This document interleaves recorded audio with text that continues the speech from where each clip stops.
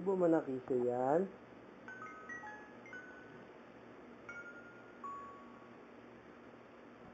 Baka mo na yung spoon mo.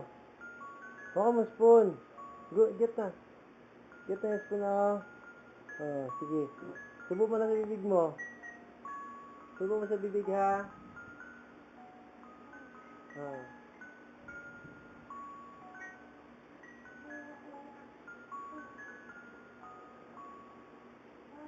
Subo mo sa bibig. Yan, nice. Sarap no. Ganda na yung spoon mo. Peram yan ha. Pera na spoon. Wow, nice spoon. Nice mga spoon, daddy.